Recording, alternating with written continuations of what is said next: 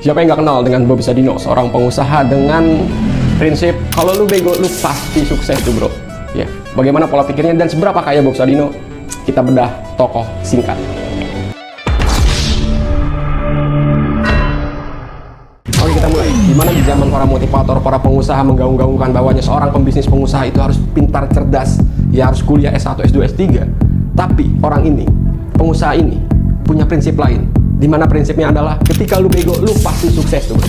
Jadi bagaimana pola pikir dan bagaimana pola pikir itu terbentuk dari latar belakang pendidikan dan keluarganya, kita bahas. Pertama, nama aslinya adalah Bambang Mustari Sadino, ya, gitu. Biasa disebut Bob Sadino, ya, gitu. Nama lapangannya.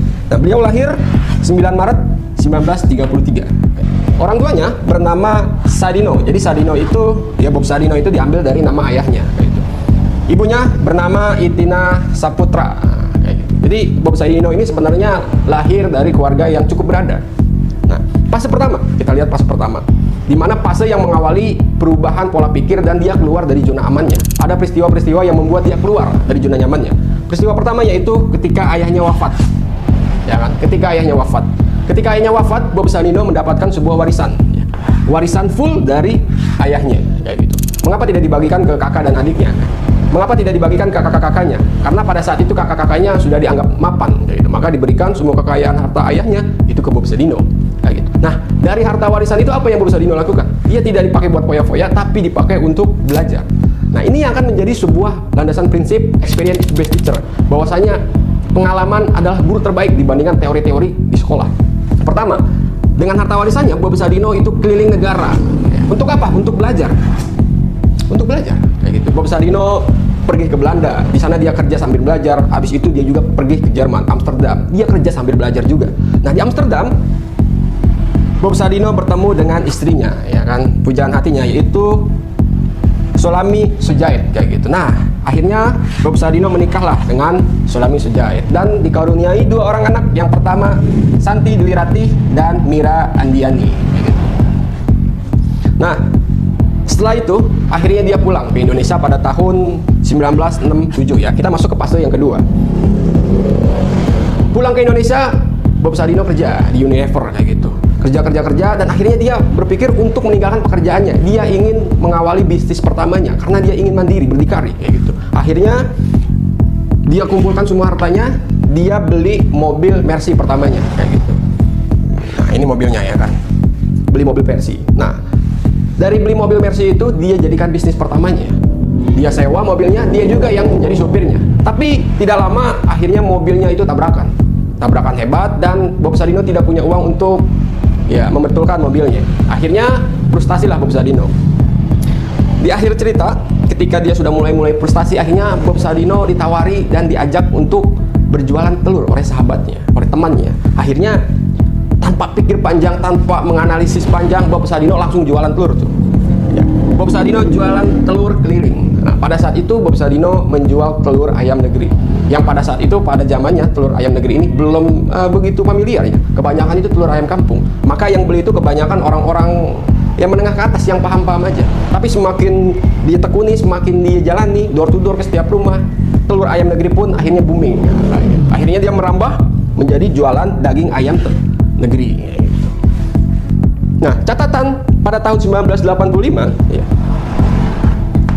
per bulan Bob Sadino mampu menjual 40 sampai 50 ton daging segar ayam negeri, kayak gitu.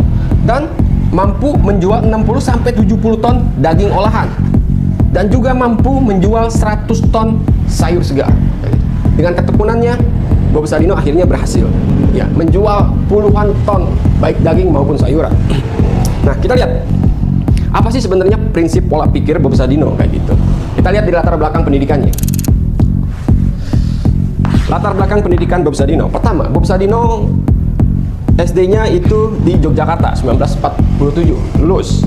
Lanjut SMP di Jakarta 1950, lulus, ya kan, lulus. Habis itu lanjut ke Seman 4 Jakarta, lulus. Setelah itu kuliah di Fakultas Hukum Universitas Indonesia, ya kan, hanya selama 3 bulan.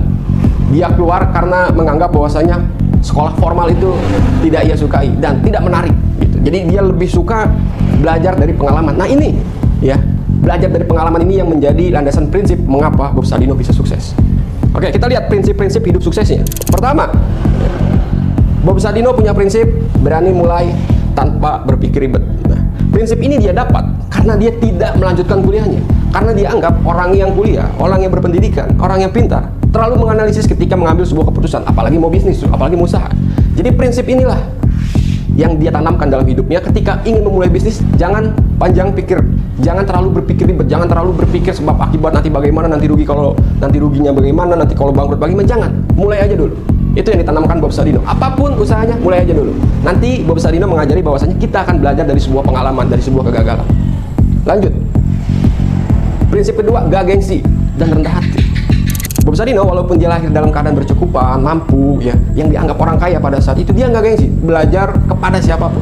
Ini yang mengawali mengapa Bob Sadino ini bisa sukses, kayak gitu. Dan walaupun sudah akhirnya melejak dan walaupun akhirnya sukses, banyak uang, Bob Sadino tetap rendah hati, sederhana. Semua tercermin dalam pakaiannya. Ya, gimana sih gayanya Bob Sadino? Ya kaosan, ya kemeja pendek kayak gitu, pakai celana pendek, pakai sendal gitu. Nggak kayak orang-orang kaya yang lain yang rapi segala macam, enggak. Tetap rendah hati.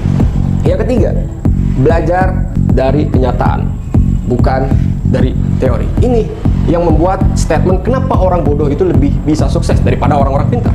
Karena orang bodoh itu lebih belajar dari pengalaman daripada orang yang pintar. Dalam tanda kutip, orang-orang yang berpendidikan. Ya, gitu. Karena orang-orang berpendidikan itu selalu belajar dari teori, tidak belajar dari pengalaman. Itu yang diajarkan oleh Bob Sadino. Jadi ketika kita memulai sesuatu, kita ambil aja langkah pertama dan kita belajar dari pengalaman. Karena pengalaman itu kadang tidak sesuai dengan teori itu. Nah, kita lihat total kekayaan Bob Sadino. Seberapa kaya sebenarnya Bob Sadino? Pertama, dari bisnis propertinya ya, di Kemang, itu valuasinya totalnya 400 M. Habis itu Kemcik, ya, perusahaan usaha di bidang minimarketnya, total valuasinya 150 M. Habis itu Kemfarm, di bidang peternakan, agribisnisnya, totalnya 50 M. Habis itu Kemfood, ya, dia jual makanan-makanan cepat saji, fried chicken, nugget, sosis, dan segala macam. Itu totalnya 200 M. Habis itu Travel, ya, usaha di bidang layanan jasa transportasi, totalnya 10 M. Habis itu aset pribadinya, ya, kekayaan, saldo segala macam, totalnya 50 M. Dan kalau dijumlahkan menurut prediksi sementara, total kekayaan Bob Sadino itu 860 miliar. Ya gitu. Jadi tidak ada kata mustahil. Bagaimana orang-orang yang tidak berpendidikan mampu juga menjadi pengusaha sukses. Mudah-mudahan kita bisa mencontoh Bob Sadino, dan tulis di kolom komentar kira-kira siapa lagi yang akan kita bahas.